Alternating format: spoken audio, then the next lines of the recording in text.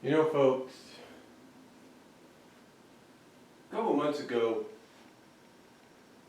like a lot of you maybe, I saw this so-called VHS intro, or this lost this VHS intro to a lost cartoon from the 80s and 90s. The lost cartoon in particular was called Super Atomic Mega Rat. And a lot of people pretty much assumed this had to be fake. But a lot were hoping that maybe this wasn't fake.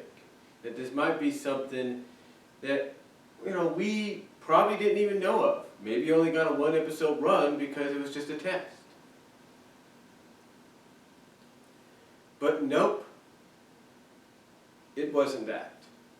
Instead, as it was revealed just recently, as of today, if you will, on Facebook, this was actually a project done by Wesley Lewis of The Line Animation.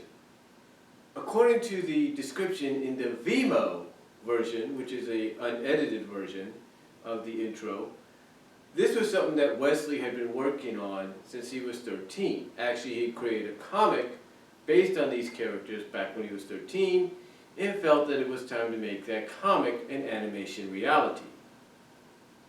Now, of course, this was only, like I said, a sort of a fan project of his that he wanted to do. Something he wanted to make a reality. Thus, he has created known as The Line Animation along with several other people, obviously. Now, The Line Animation does have a Vimeo channel. It's The Line.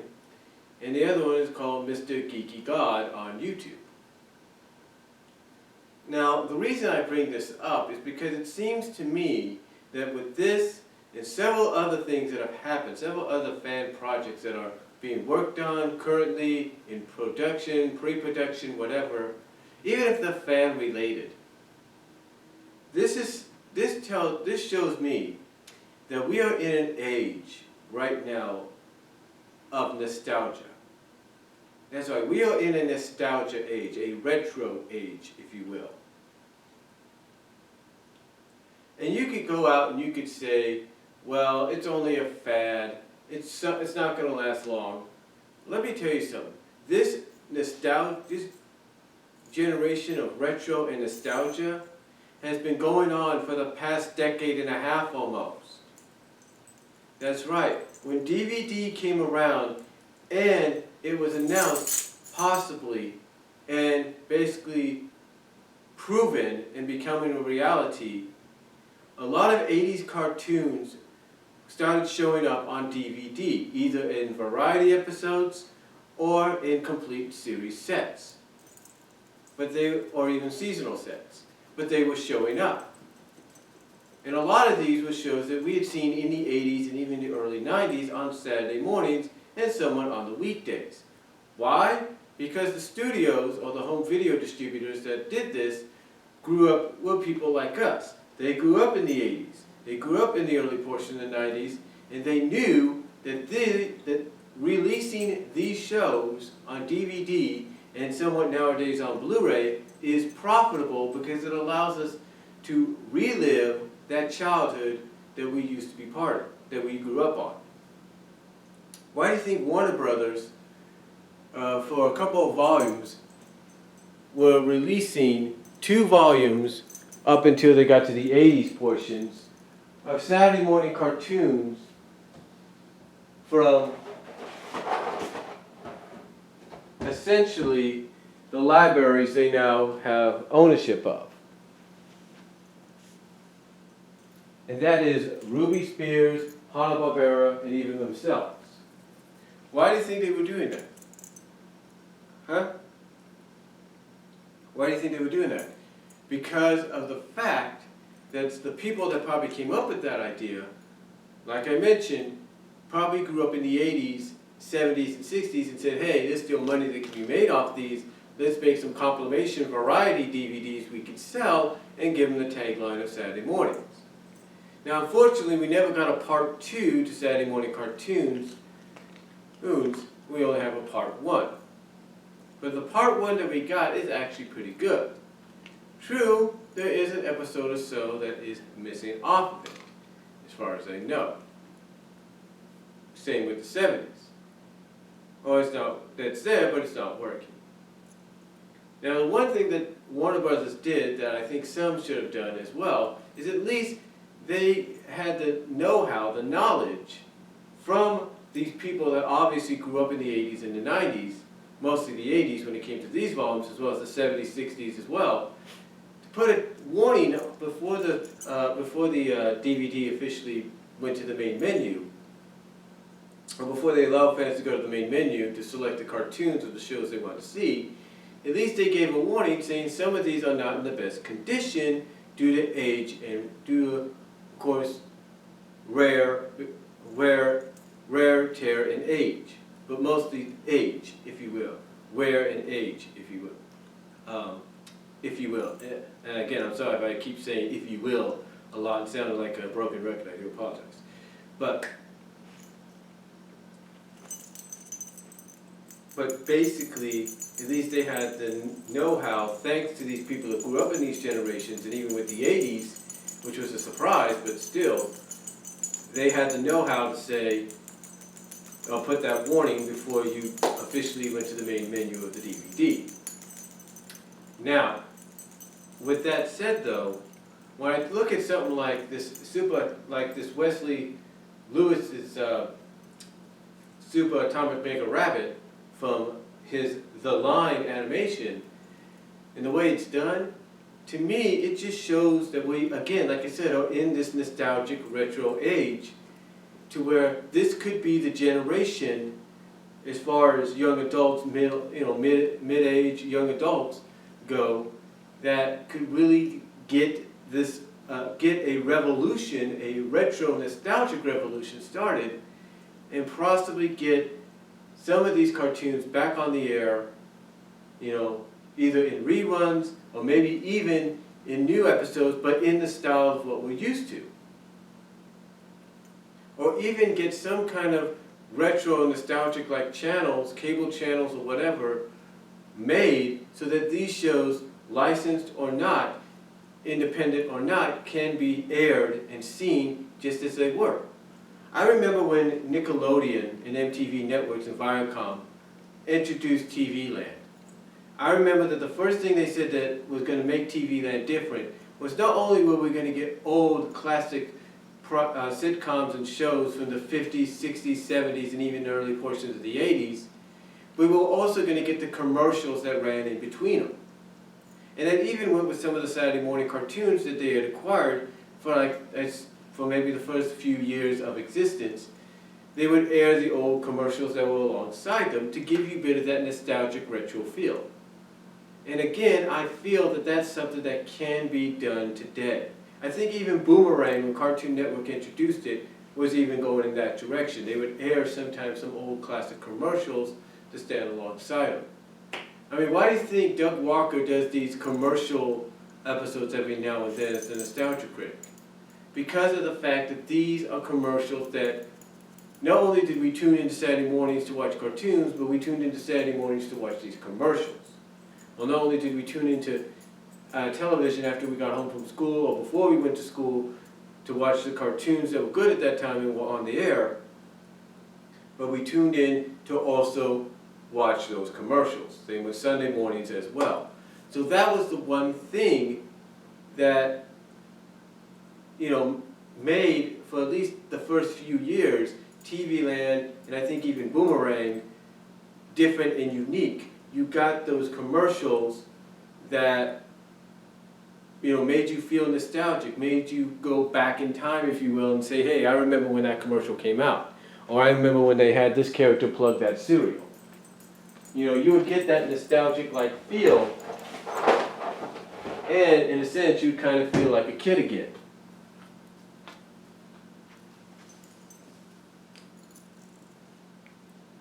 But nowadays, you don't really see it that much.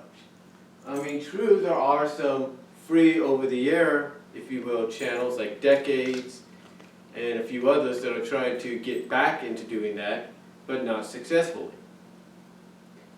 So, to me, when I look at someone like this Wesley Lewis and his The Lion animation, and as well as I see people like those that were at Season 3 over at Season, which is the fan project in which is the webcomic and animated fan project in progress, trying to create the lost Season 3 of Sonic Sat AM.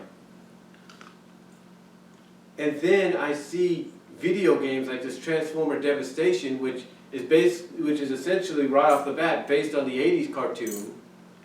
When I see stuff like that, it tells me, in a sense, that the people responsible for all this understand that we are in this generation. They understand people want to see this kind of stuff again. They understand that this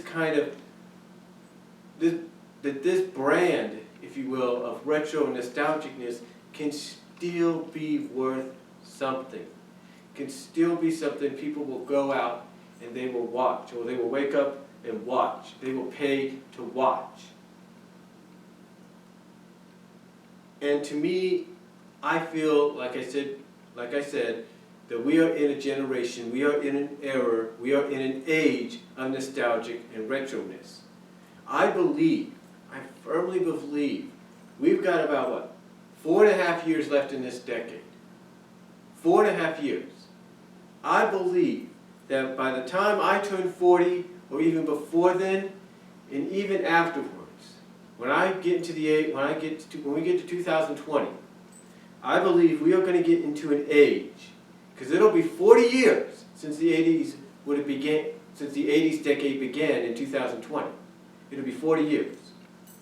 And I believe we will be at a generation, at a time period in between now and then, where you're going to start seeing a lot of this 80s nostalgia, or this 80s, maybe 70s, early 90s, nostalgic retroness really start to influence more of what you see on television.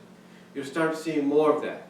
You'll start seeing maybe hopefully, some retro nostalgic cable channels coming up that will be truly dedicated, that will make the promise not to change. And they will be the kind of channels that will be, like I say, truly dedicated to the retro and nostalgicness of what was Saturday morning cartoons in the 80s and early 90s.